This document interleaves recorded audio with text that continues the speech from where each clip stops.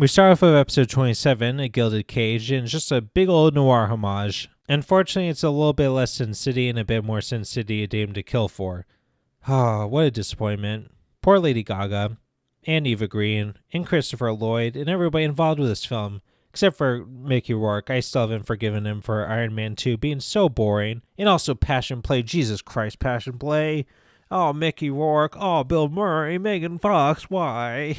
God, no, I can't start talking about Passion Play. I'll be here all night. Let's just wash our mouths with Mega Man. It'll be sterile, but hey, that's what Listerine is. It's sterile and clean and does not taste like absolute garbage like Passion Play does. So, as far as homages go, this is actually pretty decent.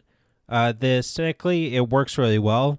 The whole black and white part, because they use the glowy bits effectively, and further they put a lot of effort into like the lighting. It actually looks pretty nice as far as these types of things go. It's not just, oh, we removed the color. So that was actually quite impressive. Otherwise, the episode is about what you'd expect from the show at this point. They just kind of run through the gamut of like cliches with them. Let's really show your voices, she. And they're doing like all the we're gonna solve the mystery and all that type of stuff. Like the whole episode is them, and on their way they see a fire, and move it, shorty. Oh my God! What? Why did you? What an asshole! It's like that lady that kicked over the Syrian refugee. Oh my God! What an asshole! Oh, this episode is worth it just for that. That was amazing. He's just like, oh, stupid robot, like fleeing from fire for your life. What an idiot.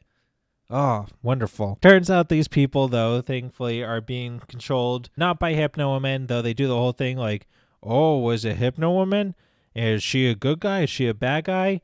And no, it's Namagem. For some reason, they dropped the whole Nora aspect after literally a third of the way through. Is only 4 minutes in, and I don't know why. Maybe they got bored of it? I don't know. And we find out that Mega Man eats hologram sandwiches. Or at least I think they are. I mean, they're transparent. You can very clearly see through them, and they're blue. So I don't know what else they'd be. Ooh, maybe they're ghost sandwiches. That would be fun. That'd be nice and spooky. Next up, episode 28, To Air Is Robot, written by Dan Goldman. Wait, Dan Goldman? What? Why? Don't get me wrong, he's a good writer. But why, though? I imagine most of you are not familiar with Dan Goldman. Dan Goldman makes very serious comics, and by that I don't mean it's got ding dong and boobies in it, or it's got a lot of violence. No. To give an example of something he's made, he made 08, which is a nonfiction documentary about the 2008 election. He made it with an actual journalist and everything. I don't know how he got involved with this. He had to have been friends with the writers or the showmakers or whatever, right? I can't imagine anybody involved with this is oh yeah, I'm sure there's a lot of crossover. I don't know who this is for, besides me, apparently. As for the episode itself, it's decent. Basically, Windman comes back, and then he's like, oh, I want everybody to be able to look at me, so I'm going to flatten the city, so everybody can see me no matter where they are, which is pretty good. And Mega Man's like, oh, I'm going to use the Windman schematics to fight you. And then he turns into Trumpbot again, or Maga Man, as I've seen some people suggest, which is very, very good. I'm the greatest player. I'm the best at basketball. People would rather see me score points than the only one who does anything right around here. And they fight, and he loses because he's not as good at the powers as him. Yeah, use the opposite powers like in the games. That makes way more sense. But then it turns into a whole lesson about don't let your ego get hold of you. And then they appropriately integrate it into the actual plot with him tricking Windman into sending himself into space by saying, oh, well, the higher you get, the bigger the tornado you make. He's like, oh yeah, and then he goes into space. And then there's no air in space, so he can't use his powers. See, that's how you're supposed to do it. Integrate the plot and the lesson into one. Make it coherent. You did it good. You did a good job. And also some of the action's kind of decent. Solid job. Next up, episode 29, What's Happening? And I don't know if this is just the Stockholm Syndrome speaking from having watched 29 of these episodes, but it was another okay episode. Not great, but better than what I've come to expect. Basically, Elect Man comes back, and this time he's actually got a bit more personality. He's still very lol so random, but at least he wasn't annoying. I found one or two of the things he did amusing. So that's nice. And then there's this whole plot about this play. And it just broke my mind because you've got Megman and the play's about Megman. So that's already kind of a weird thing, but that's something that happens in some fictions. Like, hey, we got the superhero. Let's make a show about him and stuff. But then Roll is in the play. I don't understand. So Ashley, the character on Megman Fully Charged, plays Roll. Like, she's very clearly supposed to be Roll. She's dressed up as Roll. We even see her next to a poster of the character that is very clearly Roll. So what is happening in this universe? Does Roll exist? Did they just make up Roll as a fictional character for this show's play? So Megman wants to be Megman in the Mega Man play so he can impress Ashley, but she's like, I don't think you're good enough for this. You're not Mega Man enough. That's literally what she says. Mega Man enough? So he's like, I'll show you that I can be a good Mega Man, and I'm going to go lift some weights and read some books and wear a leather jacket. Don't know how that helps, but somehow I did. It made him a better Mega Man because when he shows up, he's in this brand new costume, and she's all impressed.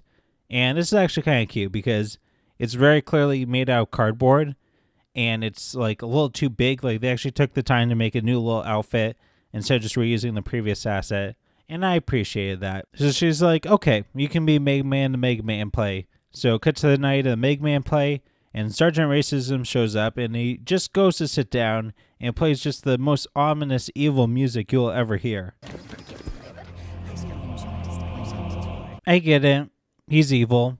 But he's also literally just sitting down on some bleachers. He doesn't need the spooky music. Anyways, Mega Man is fighting Electman, and he can't be Electman because Electman's all supercharged. And then a Deus Ex Machina happens that they just straight up openly admit to being a Deus Ex Machina. They use Ex Machina. What? I read about it in one of those old book things. An unsolvable problem is abruptly resolved. Kind of a weird thing to like be almost proud of. Like, at best, I would say it's an unfortunate necessity. I don't know, their choice, I guess. Finally, we have episode 30. Chill out, bruh. Yep, that's the title. It's even something a character says at one point during the episode.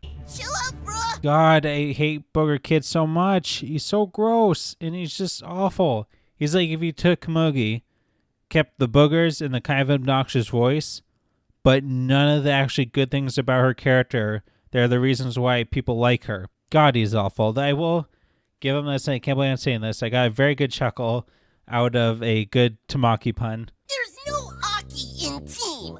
Then it would be called Teamaki, which is a type of sushi. Duh. Oh yeah, there was an episode too. So Iceman comes back again, and he takes everything literally again, and he starts freezing everything again. But this time he is supposed to be rehabilitated because he worked with Dr. Light, and Dr. Light made some modifications to him. So now he's a good guy. But oh no, Sergeant Racism just starts screaming in the streets for no reason.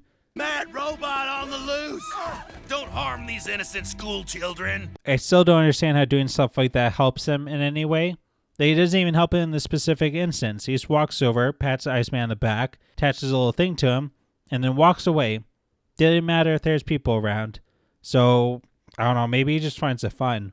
So he does that, and then Iceman reverts to his old ways, and then Mega Man fights him and beats him, and it's literally it. It's just a rehash of the previous episodes that doesn't serve any point. Why not focus on the plot points that, like, have to be resolved? Like, what is Sergeant Racism's plans? Do that stuff before you start rehashing stuff.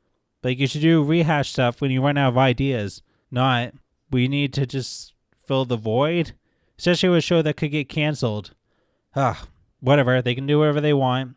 So that's this batch of Mega Man episodes. I'll see you next time whenever they decide to just drop some more. No idea when that'll be because they just do it pretty randomly. So yeah, goodbye.